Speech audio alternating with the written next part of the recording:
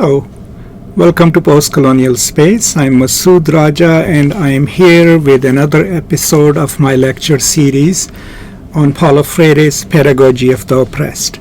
Now, as you might be aware, we are on Chapter 3 right now, and I've already recorded 2 lectures on Chapter 3.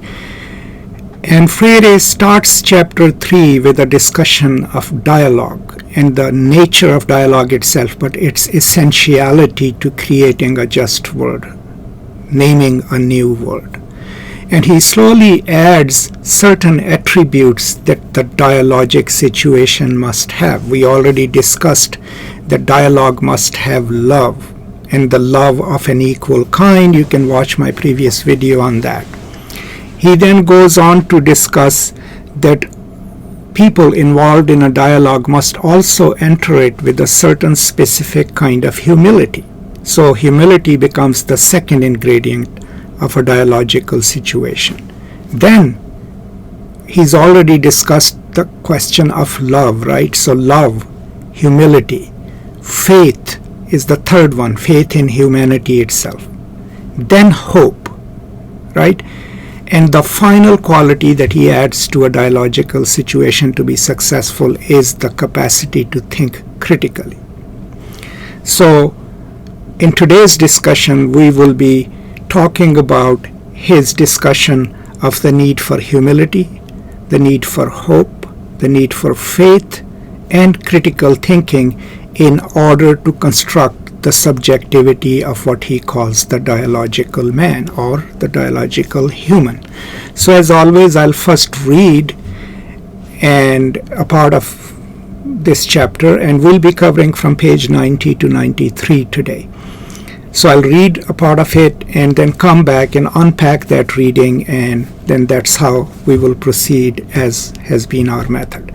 So as always, I strongly urge you to, of course, read the book along with me. And if you look at the description, I have a link to an online resource which to me is one of the best renderings of the book, because you can link to the footnotes, and if there is anything cited in Portuguese or any other language, the online resource actually allows you to translate it simply by clicking on it. So please do visit that link and read the book as we develop this discussion series. So here I go. I'll read the first excerpt from page 90. Dialogue cannot exist without humility. The naming of the world, through which people constantly recreate that world, cannot be an act of arrogance. Dialogue, as the encounter of those addressed to the common task of learning and acting, is broken if the parties or one of them lack humility. How can I dialogue if I always project ignorance onto others and never perceive my own?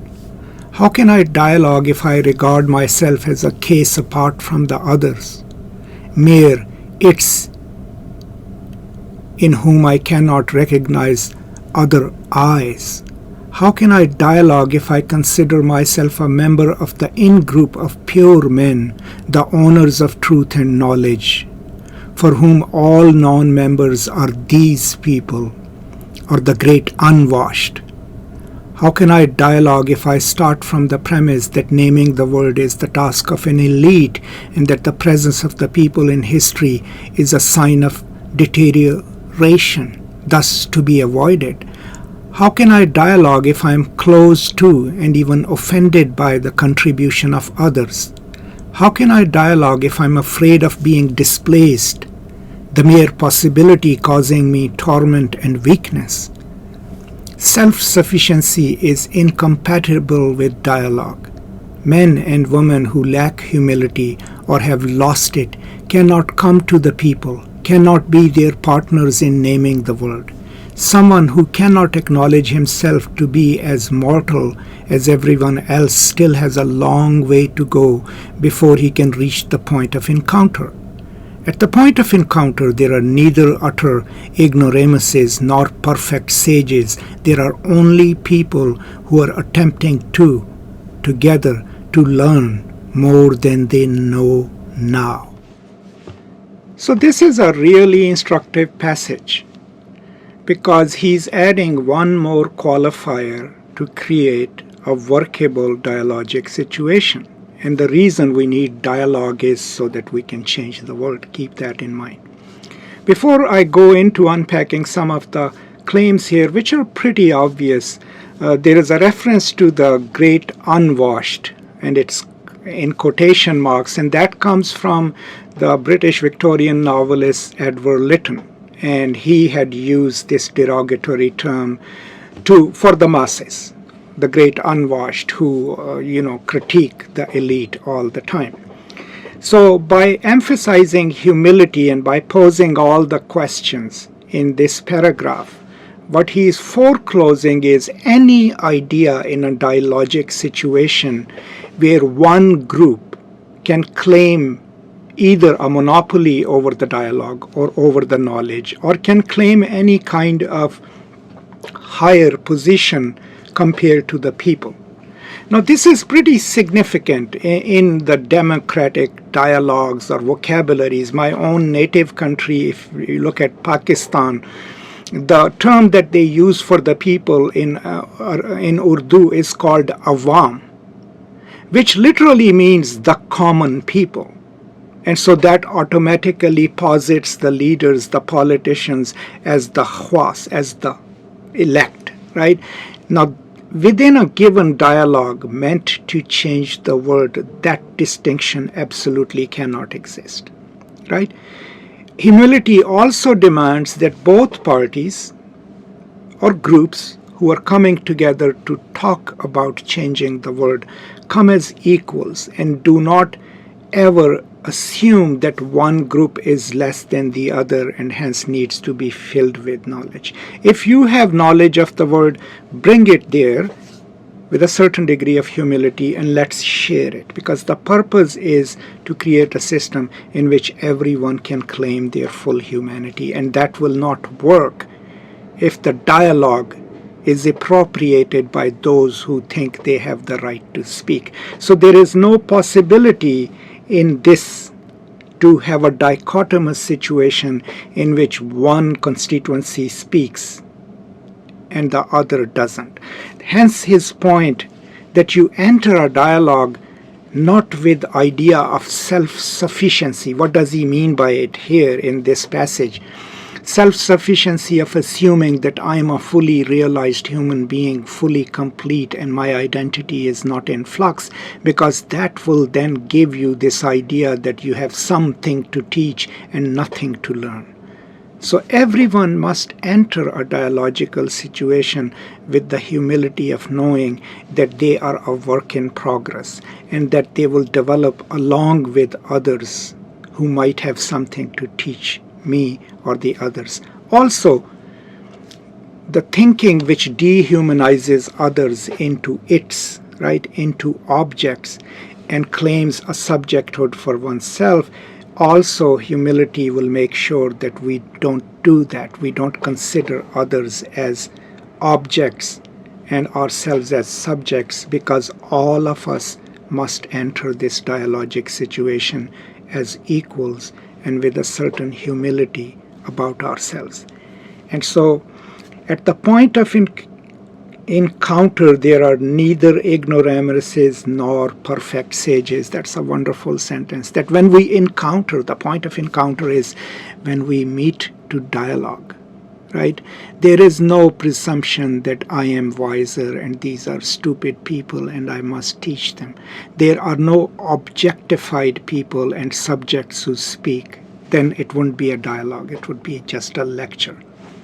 So humility, along with love, then adds another layer to the parties in a dialogue. And what it adds is that none of the parties can claim that they have prior knowledge or more knowledge or a privileged position or an elite position. They must acknowledge that they are here to talk to their equals about changing the world, about changing the system. So that's why humility in this passage, with all the questions that I read to you, is an important qualifier, an important addition to love and to the nature of dialogue itself. Okay, remember, this chapter is focusing on dialogue, and then The problem posing education, we already know, is a dialogic education. Because there is back and forth and there is no assumption of a position of authority by the teacher. So keep that in mind, and I'll go and read the next passages and come back and talk to you about it. Dialogue further requires an intense faith in humankind, faith in their power to make and remake, to create and recreate, faith in their vocation to be more fully human, which is not the privilege of an elite, but the birthright of all. Faith in people is an a priori requirement of dialogue.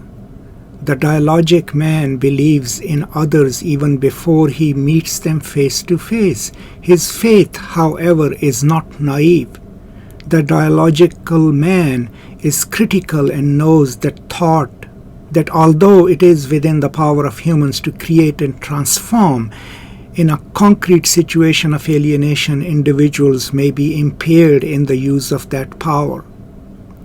Far from destroying his faith in the people, however, this possibility strikes him as a challenge to which he must respond. He is convinced that the power to create and transform, even when thwarted in concrete situations, tend to be reborn, and that rebirth can occur not gratuitously, but in and through the struggle for liberation, in the supersedence of slave labor by emancipated labor, which gives zest to life. Without this faith in people, dialogue is a farce which inevitably degenerates into paternalistic manipulation. Founding itself upon love, humility, and faith, dialogue becomes a horizontal relationship of which mutual trust between the dialogues is the logical consequence. It would be a contradiction in terms if dialogue, loving, humble, and full of faith, did not produce this climate of mutual trust, which leads the dialoguers into ever closer partnership in the naming of the world. Conversely, such trust is obviously absent in the anti-dialogics of the banking method of education. Whereas faith in humankind is an a priori requirement for dialogue, trust is established by dialogue. Should it founder, it will be seen that the preconditions were lacking. I think that's flounder, okay.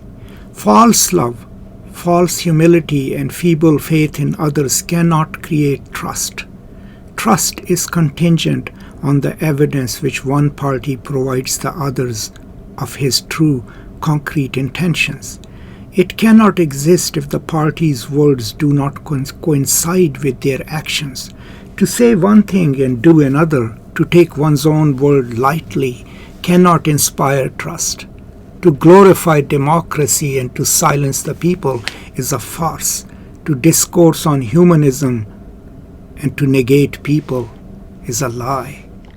So here in this passage, we are now being introduced to another important ingredient of a dialogic situation, and that is faith. Now, this is not religious faith, okay? This is a very secular view of faith. But this faith is faith in the abilities of the people. So that means that at no point can any member of the dialogic community can open themselves to despair. Now, this faith is also a priori, so that means that we must hold that faith even before we have encountered the people with whom we are going to be dialoguing. Okay, so this faith in people's ability to come together and transform the world must be a part of my belief system even before I enter the encounter itself of dialogue. That is an important distinction to make. It is not a posteriori, right? It doesn't have to be proven to me. I have to have this faith in order for the dialogue to succeed. Beyond that, then, it is not a naive faith. It doesn't absolutely believe that people are always capable of doing these things. It's a faith that acknowledges that if you live in an oppressive system, chances are you still may need to learn how to think for yourself, how to think with others, how to work in solidarity. So it's a critically informed faith, but this faith must exist before we enter a dialogue. And we already are entering a dialogue with humility, with love, and with a clear understanding that we need to change the world, and the only way we will change the world is by coming together in solidarity with others without hierarchies.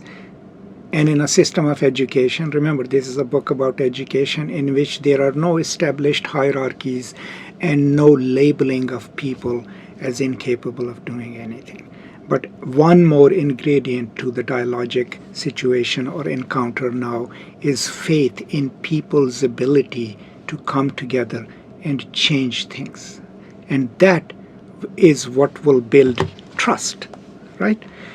And that this relationship, he calls it, is a horizontal relationship. That means everyone in this relationship is equal. They come with humility, they come with love, and that is what will build the mutual trust, right? The mutual trust will not be built if one party assigns itself the role of being the leader and gets to dictate it. That is not a situation of trust.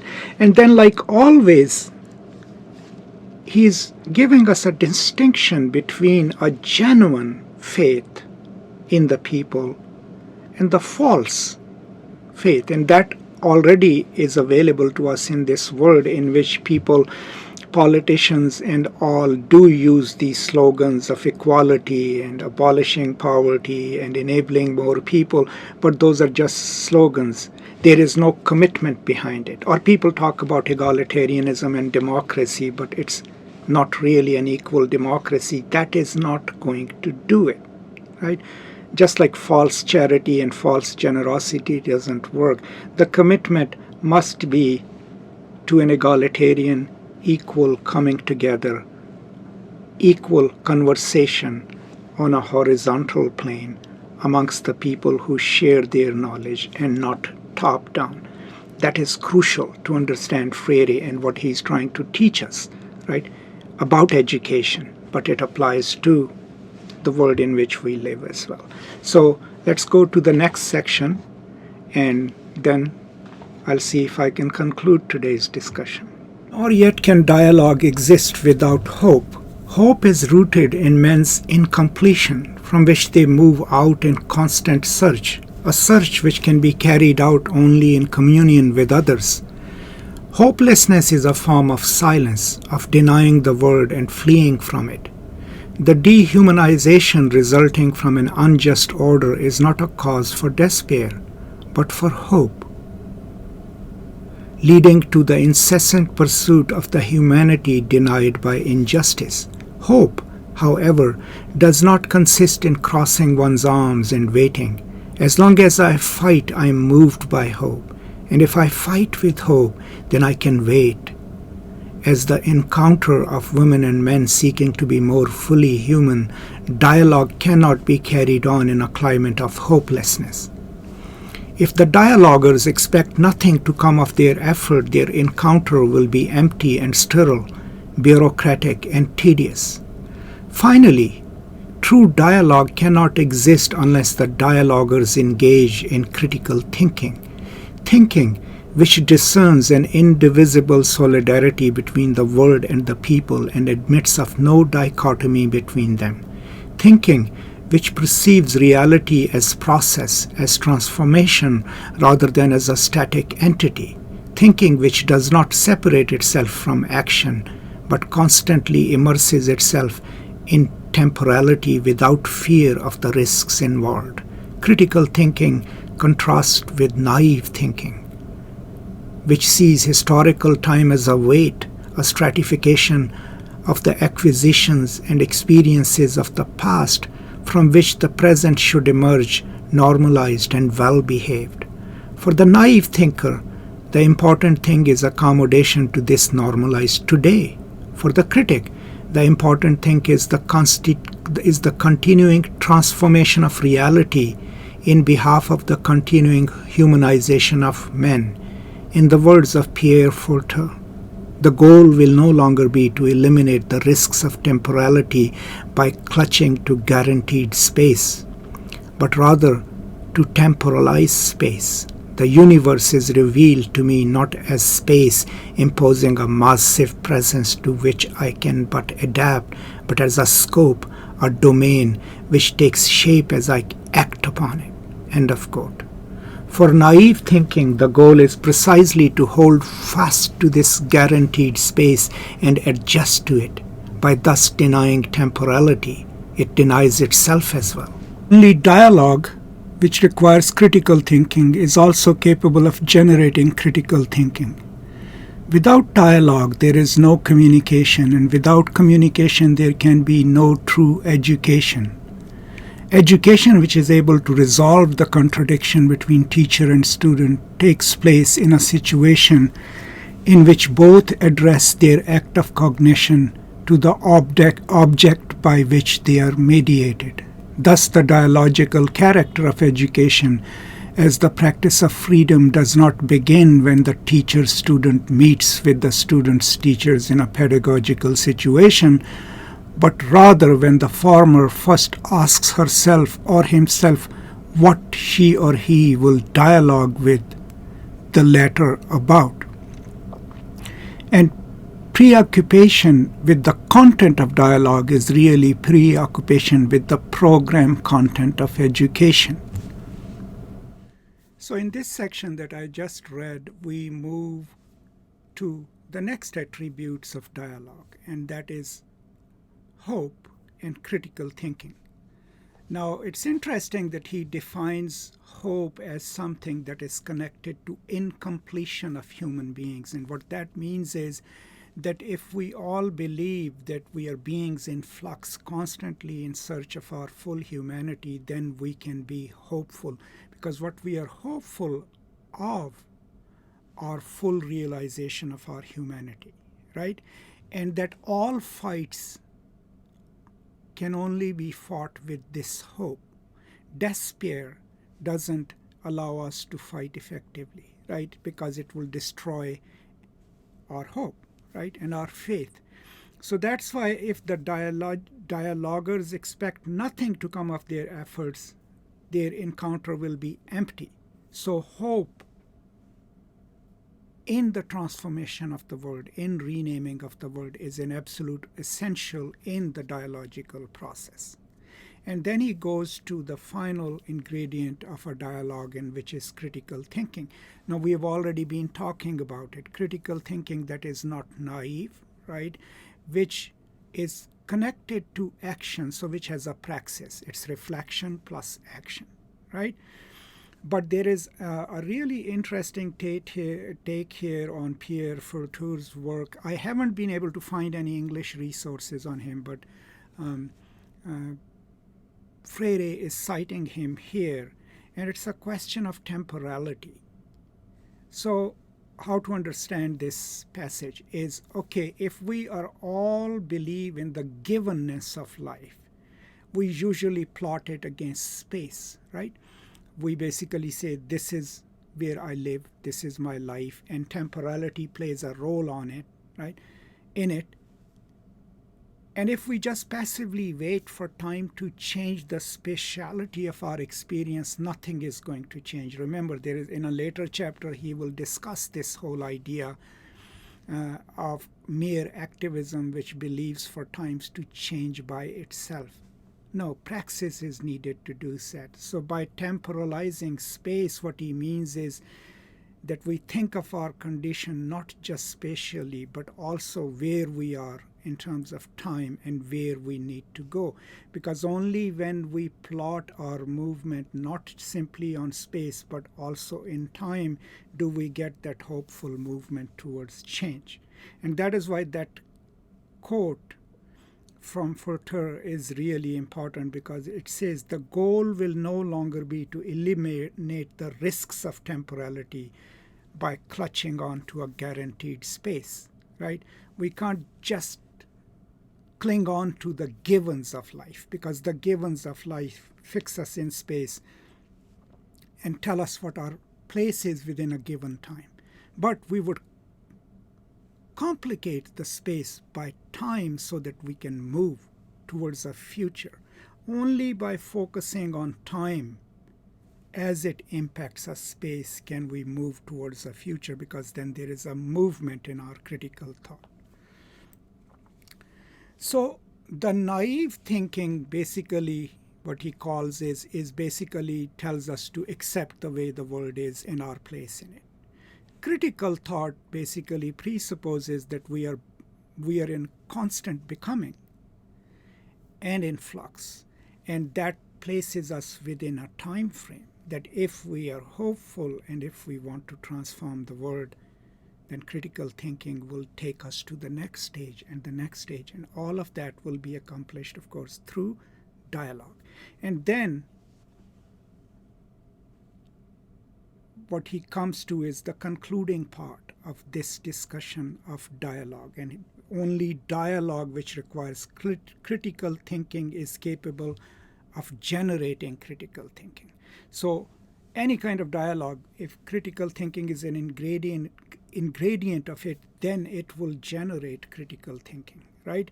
And then any education, if it is practice of freedom, if it is geared towards creating equal dialogic relationships, would focus not necessarily just on the content, but would focus on what the teacher-student is going to dialogue about.